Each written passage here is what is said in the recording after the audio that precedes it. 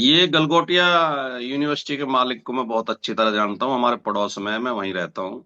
उसका चरित्र भी इसी तरह का है जिस तरह का चरित्र हमारे प्रधानमंत्री का है। ये सिर्फ धोखाधड़ी कर सकते हैं, ठगी कर सकते हैं, लोगों को बहका सकते हैं, अफवाह उड़ा सकते हैं। इनसे किसी रचनात्मक आविष्कार की कल्पना करना ही मूर्खता है। सैकड़ों केस हैं जब से मोदी जी सरकार में बैठे हैं। सच बोलने वाले के लिए इस शासन में सजा है और फ्रॉड करने वालों का महिमा मंडन है। किसी मीडिया के व्यक्ति ने आज तक उनसे ये सवाल पूछा कि सर वो आदमी कहाँ गया जो नाली से चाय बना रहा था? सोनम वांगचुक जैसे लोग हाँ। को जेल भेज दिया जाता है। इन्वेंशन तो उन्होंने किए हैं, आविष्कार तो उन्होंने किए हैं। बच्चों को शुरू से ही उनके अंदर झूठ परोसा जा रहा है। एक बुलबुल आती थी और सावरकर बुलबुल के परों पे बैठ के पूरे भारत का भ्रमण करके आते थे।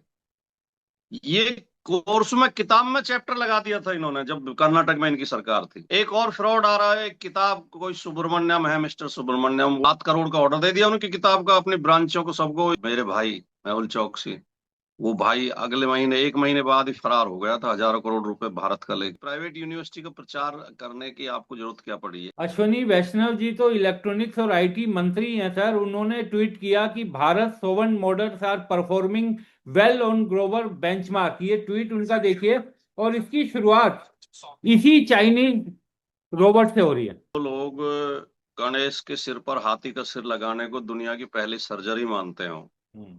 जो लोग हनुमान को पहला अंतरिक्ष यात्री मानते हो, तो उन लोगों से आप कल्पना क्या कर सकते हैं? ये दुनिया में डंका बज रहा है, इकोनॉमी बहुत बढ़ गई है। अरे पर कैपिटा इनकम में तो आप 154वें स्थान पर हैं। 85 करोड़ लोगों को तो 5 किलो सड़े हुए गेहूं के लिए लाइन में लगना पड़ता है हर महीने। क्या इस तरह की यूनिवर्सिटी जो छात्रों के भविष्य के साथ खिलवाड़ कर रही है, क्या इनके खिलाफ कभी कार्रवाई होगी? होनी तो चाहिए लेकिन होगी नहीं। जब तक बीजेपी की सरकार है होगी नहीं। सिक्योरिटी जमा कराते हैं एडमिशन के समय पे, किसी की वापस नहीं देते। जो मोदी जी कहते थे कि मैं ना खाऊंगा ना खाने दूंगा, हम्म। और वो खुद का तो पता नहीं, वो गाली खाते हैं ज्यादा। बता रहे थे कि मैं 2-2.5 किलो गाली रोजाना खाता हूँ। हम्म। तो वो तो उनका पेट तो गालियों से भर जाता हो। इसी यूनिवर्सिटी के एक रिसर्च स्कॉलर ने 2020 में एक रिसर्च कर दी थी कि कोरोना वायरस जो है, ताली और थाली बजाने का जो मोदी जी ने कहा था, उससे कोरोना वायरस मरे थे। मोदी जी के मुंह से गलती से 2024 के चुनाव में गलती से किसी पिनक में निकल गया एक दिन के अब की बार 400 पार, हम्म। तो पूरा मीडिया पूरे चुनाव उन्हें 400 ही सीट देता रहा। व्हाट्सएप फेसबुक तक तो हम बना नहीं पाए, वो भी बाहर से ही बनी है। और मोदी जी कहते हैं कि आज भारत में सबसे ज्यादा मोबाइल बन रहे हैं। इस तरह के झूठ बोलते हैं वो। आविष्कार उनके हैं, निर्माण उनके हैं, हमसे असेंबल कराते हैं क्योंकि हमारी लेबर, उन्हें सस्ते में लूटते हैं हमारी लेबर को। इस खबर पर आज दिन भर वैसी ही बहस होगी जैसी किसी बड़े फ्रॉड पर होनी चाहिए।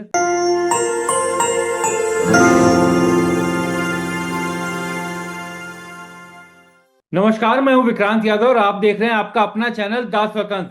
एक देश में इस समय दिल्ली में एक बड़ा एआई समिट चल रहा है और कहा जा रहा है कि दुनिया भर से इसमें शामिल होने के लिए लोग आ रहे हैं। तमाम इनोवेशंस लेकर यहां पर आ रहे हैं और इस एआई समिट के बाद दावा ये किया जा रहा है कि दुनिया भर में भारत के एआई इनोवेशन को गति मिलेगी। लेकिन पहले दिन नाम रहा अव्यवस्थाओं के, तमाम तरह के सवाल उठे। और दूसरे दिन तो ऐसी घटना हो गई जिसने पूरी दुनिया में भारत का नाम बहुत खराब किया। गलगोटिया यूनिवर्सिटी ने चीन से खरीदे एक रोबोट को अपना आविष्कार बताकर वहां दिखाई दिया। और सबसे दुखद ये कि भारत सरकार के मंत्रालयों के ट्वीट में, भारत सरकार के मंत्री के बयान में भी उस रोबोट का हवाला दिया गया। हमारे साथ बात करने के लिए मौजूद हैं समाजवादी पार्टी के प्रवक्ता राजकुमार भाटी जी। भाटी जी, बहुत बहुत स्वागत है आपका। ये किस तरह के इनोवेशंस हो रहे हैं, किस तरीके के आविष्कार हो रहे हैं एआई में, जो यहां पर एआई समिट के जरिए दुनिया को दिखाए जा रहे हैं? विक्रांत जी, अगर आप जो जिस पार्टी की सरकार केंद्र में है, उस पार्टी का और उसके मातृ संगठन आरएसएस का पूरा इतिहास खंगालें और उनकी पृष्ठभूमि को ठीक से समझें और इनके चरित्र को ठीक से समझें। और साथ ही साथ मैं ये भी जोड़ना चाहता हूँ बहुत जिम्मेदारी के साथ, और मैं कोई हवाई बात या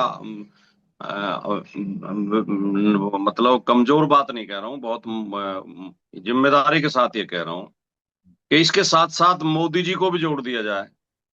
और उनकी भी पृष्ठभूमि को ठीक से समझा जाए। तो इनसे ये ही उम्मीद की जा सकती है, ये सिर्फ धोखाधड़ी कर सकते हैं, ठगी कर सकते हैं, लोगों को बहका सकते हैं, अफवाह उड़ा सकते हैं, गुमराह कर सकते हैं, पाखंड फैला सकते हैं।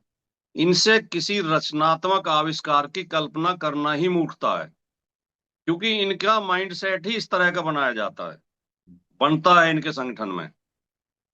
और देश के जितने इस तरह के फ्रॉड हैं, इस तरह के ठग हैं, धोखाधड़ी करने वाले लोग हैं, अफवाह उड़ाने वाले लोग हैं, कट्टरता, ऊंच नीच, सांप्रदायिकता, पाखंड फैलाने वाले लोग हैं, वो सब इनके इर्द गिर्द इकट्ठे हो गए हैं।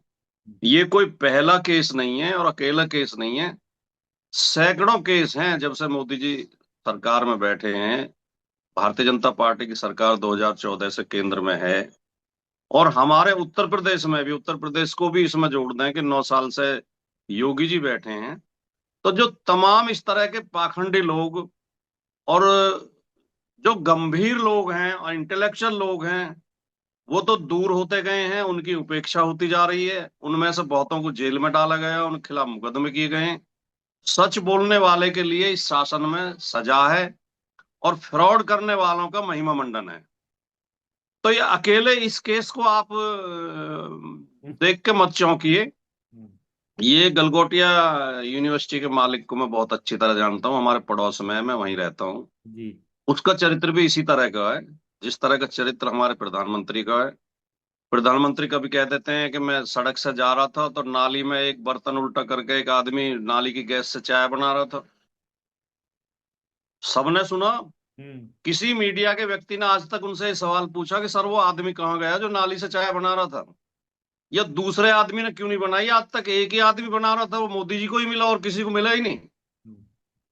तो ये इससे पता नहीं लगता आदमी का चरित्र। जो आदमी इतने कॉन्फिडेंस के साथ झूठ बोल सकता है, उसका चरित्र क्या होगा और उसके आसपास किस तरह के लोग होंगे इकट्ठे। आज गलगोटिया जैसे लोगों की ही इस देश में इज्जत है, और सच बोलने वाले लोगों को अब देखिए, वो सोनम वांगचुक जैसे लोग हाँ। को जेल भेज दिया जाता है। इन इन इन्वेंशन तो उन्होंने किए हैं, आविष्कार तो उन्होंने किए हैं, बुद्धिजीवी तो वो है, इंटेलेक्चुअल तो वो है। जो मोदी जी ये कहते हैं कि मैंने सेना के अधिकारियों को समझाया कि आज बादल हैं, आज मौसम खराब है, तो आज बढ़िया रहेगी स्ट्राइक करना, क्योंकि बादलों में रडार नहीं पकड़ पाएगा हमारे जहाजों को। तो उनसे क्या उम्मीद की जा सकती है? उन्होंने खुद ही एक अपनी किताब लिखवा दी कि मैं बचपन में मगरमच्छ को पकड़ के ले आया था तालाब में से, हाँ। और उसे घर ले आया, और मेरी माँ ने कहा कि नहीं, इसे वापस छोड़ के आओ। फिर मैं उसे वापस छोड़ के आया, और वो किताब मुझे पता चला कि एक दो जगह कहीं स्कूलों में पढ़ाई भी जा रही है बच्चों को। बच्चों को शुरू से ही उनके अंदर झूठ परोसा जा रहा है। एक कर्नाटक में तो इन्होंने सिलेबस में ये लगा दिया था कि सावरकर जब उसमें जेल में बंद थे, अंडमान निकोबार की में, काला पानी की जेल में, तो उनके कमरे में कोई खिड़की दरवाजा नहीं था, एक बहुत छोटा सा छेद था, उस छेद से एक बुलबुल आती थी, और सावरकर बुलबुल के परों पे बैठ के पूरे भारत का भ्रमण करके आते थे। ये कोर्स में, किताब में चैप्टर लगा दिया था इन्होंने जब कर्नाटक में इनकी सरकार थी। तो इन लोगों से क्या उम्मीद की जा सकती है? मैं तो कभी इन्हें बहुत ज्यादा महत्व देता नहीं। इनके इनकी बहुत हल्के लेवल के लोग इनके साथ पूरे संगठन में होते हैं, और इनके साथ भी ऐसे ही लोग जुड़ते हैं। अभी एक और फ्रॉड आ रहा है, एक किताब, कोई सुब्रमण्यम है, मिस्टर सुब्रमण्यम, वो आईएमएफ में भारत के सलाहकार थे, मुख्य सलाहकार थे। उन्होंने एक किताब लिखी, और शायद यूनियन बैंक का है, यूनियन बैंक ने 7 करोड़ का ऑर्डर दे दिया उनकी किताब का, अपनी ब्रांचों को सबको ये पत्र लिख दिया कि ये किताब खरीदी जाए और सारे कस्टमर जो आते हैं हमारे उन्हें दी जाए। 7 करोड़ का किताब ऑर्डर दे दिया किताब का।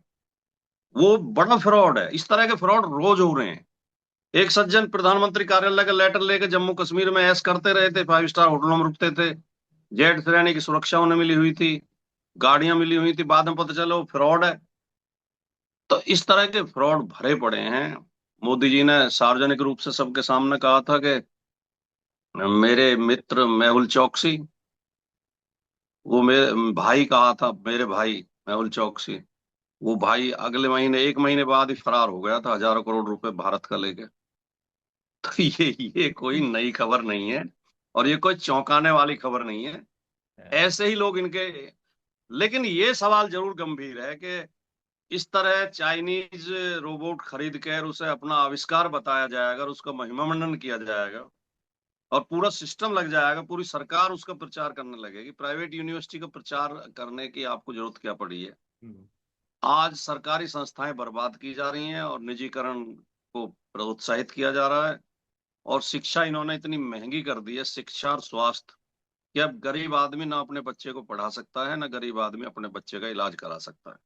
देश बहुत खराब स्थिति में है, और सभी जिम्मेदार लोगों को इसकी चिंता करनी पड़ेगी।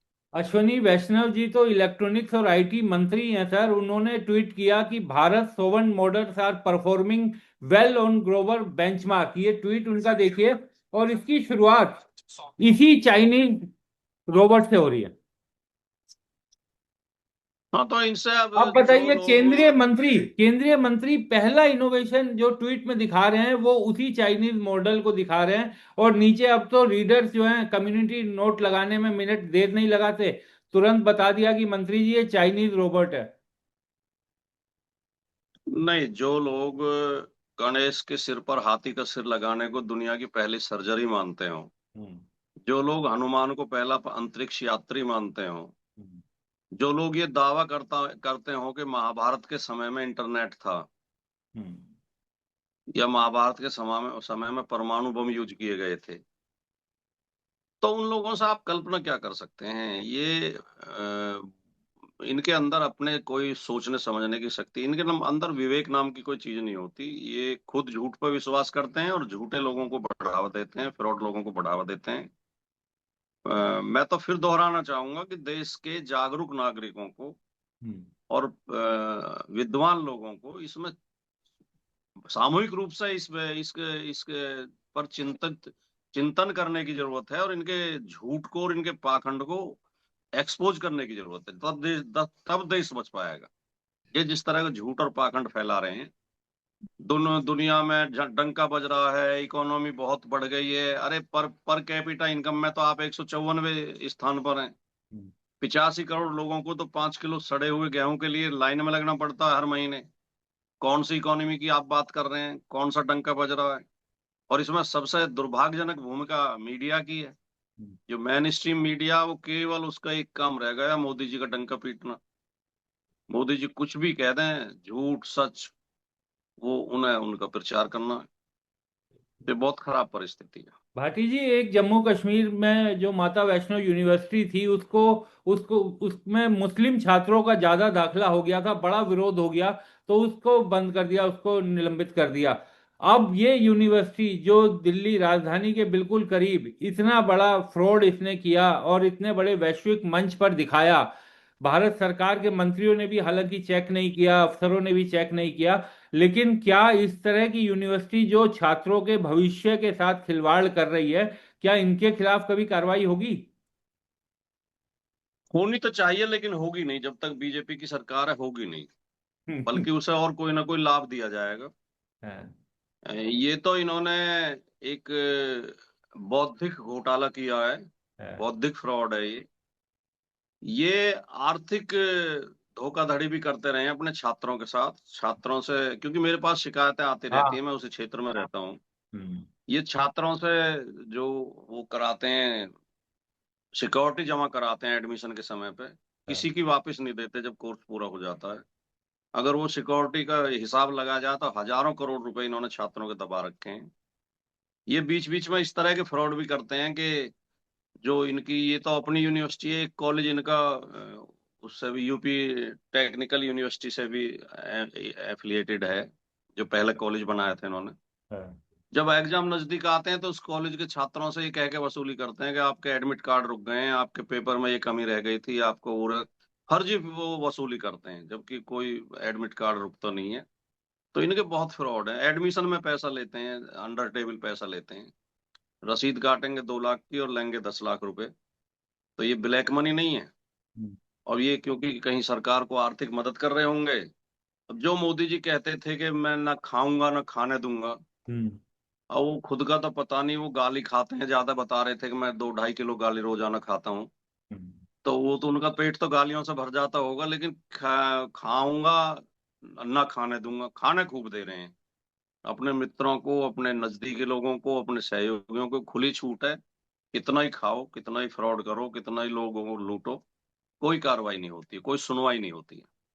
एक भाटी जी, अभी मोहम्मद जुबैर ने रात को ट्वीट किया है कि इसी यूनिवर्सिटी के एक रिसर्च स्कॉलर ने 2020 में एक रिसर्च कर दी थी कि कोरोना वायरस जो है, ताली और थाली बजाने का जो मोदी जी ने कहा था, उससे कोरोना वायरस मरे थे। इस पे शोध कर दिया था। देखिए, जो मैंने शुरू में कहानी आपसे कि वो जिस जिस बौद्धिक स्तर के हैं और जिस तरह का झूठ पाखंड और फ्रॉड उनके अंदर भरा हुआ है, ऐसे ऐसे लोग ही उनके चारों तरफ इकट्ठे हो गए हैं। मोदी जी के मुंह से कोई बात गलती से निकल जाए, फिर ऐसे बहुत लोग हैं जो पत्रकार का लबादा उड़ के, प्रोफेसर का लबादा उड़ के, सीनियर एडवोकेट का लबादा उड़ के, समीक्षक, जगह जगह चैनलों पे आपको उस बात को जस्टिफाई करते दिखाई देंगे। वो एक कहानी सुनते थे हम कि एक आदमी था, वो बहुत लंबी लंबी फेंकता था, तो एक रफूकर अपने साथ रखता था हम्म। कि मैं जब झूठ बोल दिया करूं तो तुझे रफू करना है वो उसमें जो है, उसे जस्टिफाई करना है। है। तो ये मोदी जी की मंडली है। मोदी जी के मुंह से गलती से 2024 के चुनाव में गलती से किसी पिनक में निकल गया एक दिन के अब की बार 400 पार, हम्म। तो पूरा मीडिया पूरे चुनाव उन्हें 400 ही सीट देता रहा। सारे सर्वे, सारे ओपिनियन पोल घुमा फिरा के, एग्जिट पोल तक भी उन्हें चार हम्म। 400 ही सीट देते रहे, और जब रिजल्ट आया तो 240 पे सिमट गए वो। और अगर ये माहौल ना बनाया होता तो वो 200 से नीचे होते। हम्म। ये 40 सीट भी लगभग मीडिया के माहौल की वजह से बढ़ गई, क्योंकि लोग जो देखते हैं कि भाई इनकी ज्यादा सीटें आ रही तो उधर थोड़ा झुकाव हो जाता है। हम्म। तो ये चल रहा है देश में। मोदी जी कुछ भी कहते हैं, गलत बात कहते हैं, अब वो उसे सिद्ध करने में लग जाते हैं कि नहीं जी इन्होंने तो वही वही रिसर्च, उसी कड़ी का हिस्सा है। मोदी जी ने ताली थाली बजवा दी, तो अपनी बुद्धि का प्रयोग करके ये कहते हैं कि यार इस तरह का ड्रामा क्यों कर रहे हो। एक तरफ तो कोरोना पीड़ितों पे लाठियां बजाई जा रही थी, पुलिस उन्हें अपमानित कर रही थी जगह जगह, दवाई मिल नहीं रही थी, इंजेक्शन थे नहीं हॉस्पिटल्स में, ऑक्सीजन मिल नहीं रही थी, बेड थे नहीं हॉस्पिटल्स में खाली, और आप लोगों से ताली थाली बजवा रहे हो। हमारे यहाँ तो गांव में जब किसी को बेटा होता तब थाली बजाई जाती है। हाँ। आप लोगों के मरने पे थाली बजवा रहे थे। तो उसके बजाय ये सिद्ध कर रहे हैं कि नहीं, ये बहुत वैज्ञानिक काम किया मोदी जी ने, ये बहुत बढ़िया काम किया है। और विक्रांत जी, ये जो हमारी ग्रंथि है नहीं, और ये जो हमारे मनोविज्ञान और मानसिकता है, इसी की वजह है कि जो दुनिया के बड़े बड़े आविष्कार हैं, हाँ। वैज्ञानिक आविष्कार हैं, वैज्ञानिक खोजें हैं, उनमें से एक भी भारत में नहीं हुई। बिल्कुल। हमें इस बारे में सोचना चाहिए कि कोई भी बड़े बड़े आविष्कार, अब हम ये आप ऐप पे हाँ। मुझसे बातचीत कर रहे हैं और ये रिकॉर्ड हो रही है और ये आपके चैनल पे चलेगी, हाँ। इनमें से किसी चीज का आविष्कार भारत में हुआ है क्या? इस मोबाइल का हुआ है, या कैमरे का हुआ है, या इलेक्ट्रिसिटी का हुआ है, या इस ऐप का हुआ है? व्हाट्सएप फेसबुक तक तो हम बना नहीं पाए, वो भी बाहर से ही बनी है। और मोदी जी कहते हैं कि आज भारत में सबसे ज्यादा मोबाइल बन रहे हैं। इस तरह के झूठ बोलते हैं वो। मोबाइल असेंबल हो रहे हैं, बन नहीं रहे। सैमसंग क्या भारत की कंपनी है? सैमसंग का नाम लेते हैं बार बार, हम्म। सैमसंग इतने मोबाइल बना रही है। अरे तुम्हारी अपनी कंपनी क्यों नहीं बना रही कोई? अगर तुम इतने सक्षम हो, विदेशी कंपनी के, क्योंकि यहाँ लेबर सस्ती है, हमारी आबादी ज्यादा है, भुखमरी है, गरीबी है, यहाँ सस्ते में मजदूर मिल जाते हैं। सैमसंग भी मेरे पड़ोस में है। हाँ। सैमसंग में ठेकेदारी में आधे से ज्यादा मजदूर ठेकेदारी में काम कराया जा रहा है उनसे। 8-8 10 10 हजार रुपए उन्हें दिए जा रहे हैं, जबकि उनकी सैलरी होनी चाहिए थी 80 हजार, 1 लाख रुपए। तो हमारी गरीबी का फायदा उठा के ये मल्टीनेशनल कंपनी यहाँ पे अपनी यूनिट इसलिए लगाती हैं कि आविष्कार उनके हैं, निर्माण उनके हैं, हमसे असेंबल कराते हैं, क्योंकि हमारी लेबर, उन्हें सस्ते में सत्य। लूटते हैं हमारी लेबर को। उसका मोदी जी डंका पीटते हैं कि हमने इतना तरक्की कर दी है कि हमारे देश में सबसे ज्यादा मोबाइल बन रहे हैं। बन नहीं रहे, असेंबल हो रहे हैं। आपको शर्म आनी चाहिए। आप उसकी उस कंपनी के लेवल का मोबाइल की छोड़ दीजिए, आप किसी भी इंस्ट्रूमेंट के विदेशी कंपनियों के लेवल का कोई इंस्ट्रूमेंट अपना बाजार में उतार नहीं पाए जो पूरी दुनिया में बिक रहा हो। जिस तरह सैमसंग पूरी दुनिया में बिक रहा है, या दूसरे उनके बिक रहे हैं, एलजी एलजी पूरी दुनिया में बिक रहा है। सब विदेशी वो है। भाटी जी होंडा एक। कार है, होंडा क्या हाँ। हमारा अपना उत्पाद है, हम्म। असेंबल करते हैं हम। एक अंतिम सवाल भाटी जी, क्योंकि आप अक्सर टीवी चैनलों में जाते रहते हैं, आप पार्टी के अपने आधिकारिक प्रवक्ता हैं। क्या आपको लगता है कि देश की मीडिया आज गलगोटिया के इस फ्रॉड की, क्योंकि पूरी दुनिया में वैश्विक मंच पर बेइज्जती करवाई है, और क्या गलगोटिया के खिलाफ तो खबरें चला पाएगी? सरकार के खिलाफ तो चलिए आप कहते हैं कि नहीं चलाती, और दिखता भी है कि नहीं चलती खबरें, लेकिन इस गलगोटिया ने जो फ्रॉड किया है, भारत सरकार का, भारत का, देश का अपमान करवाया एक वैश्विक मंच पर जहां देश दुनिया से लोग आए हुए हैं, क्या इस खबर पर आज दिन भर वैसी ही बहस होगी जैसी किसी बड़े फ्रॉड पर होनी चाहिए? नहीं, विक्रांत यादव जैसे अच्छे और सच्चे पत्रकार देश में लाखों की संख्या में है। 100 200 हजार नहीं, लाखों की संख्या में। मेन स्ट्रीम मीडिया जिससे हम उम्मीद कर रहे हैं वो पूंजीपतियों के वो हैं, मतलब व्यवसाय हैं वो मीडिया नहीं है, वो पत्रकारिता नहीं है, वो उनके बिजनेस हैं।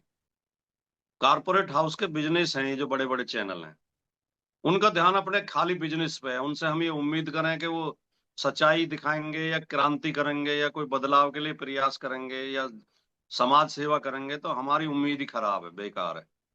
लेकिन मुझे तो उम्मीद विक्रांत यादव जैसे पत्रकारों से है, जो बेशक चाहे यूट्यूब पे न्यूज दे रहे हैं, लेकिन वो असली पत्रकारिता कर रहे हैं, सच्ची पत्रकारिता कर रहे हैं, अच्छी पत्रकारिता कर रहे हैं। और मैं उनसे पूरी तरह आसान्वित हूँ। मैं खुद पत्रकार रहा हूँ। और मैं एक बात अक्सर कहता हूँ, एक दीक्षित धनकौरी के शेर के शब्द बदल के मैं बोलता हूँ जी। कि पत्रकार अच्छा बुरा नहीं होता, या तो होता है या नहीं होता। तो जो असल में पत्रकार है उसे ना कोई खरीद सकता है, ना कोई दबा सकता है, ना कोई डरा सकता है। वो उस पत्रकारिता कर रहे हैं। भारत की, देश की आजादी के इतिहास की जो पत्रकारिता, अगर हम ठीक से अध्ययन कर लें, वो उस समय भी यही दौर था। जो बड़े बड़े अखबार थे सब अंग्रेजों के साथ थे। उन्हें ही अंग्रेज रिकॉग्नाइज करते थे, उन्हें नेशनल मीडिया कहते थे, उनको ही ऐड देते थे।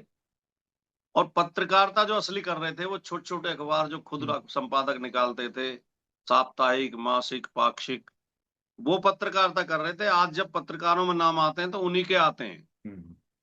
जो उस समय चमचागिरी कर रहे थे अंग्रेजों की, उनका कोई नाम नहीं लेता हिंदी पत्रकारिता के इतिहास में। तो आज भी जो आप जैसे लोग पत्रकारिता कर रहे हैं, आप ही असली पत्रकार हो। और मुझे पत्रकारों से पूरी उम्मीद है, मैं पत्रकारिता के प्रति आश्वस्त हूँ कि पत्रकार, ये आपकी पत्रकारिता जीतेगी और वो जो गोदी मीडिया की पत्रकारिता वो हारेगी। बहुत बहुत शुक्रिया भाटी साहब, आप हमारे साथ जुड़े, और दर्शकों से अनुरोध करूंगा कि जाते जाते आप मंत्री जी का वो पूरा ट्वीट सुनिए, उन्होंने क्या इस ट्वीट में बोला है। ये आपके लिए सुनना बहुत जरूरी है, क्योंकि इस देश के लिए इनोवेशंस करना जरूरी है, लेकिन अगर हम इस तरीके से दूसरे देश के इनोवेशंस को अपना बताकर उसे वैश्विक मंचों पर दिखाएंगे, तो समझिए इससे ज्यादा दुर्भाग्यपूर्ण कुछ नहीं हो सकता। बहुत बहुत शुक्रिया भाटी जी।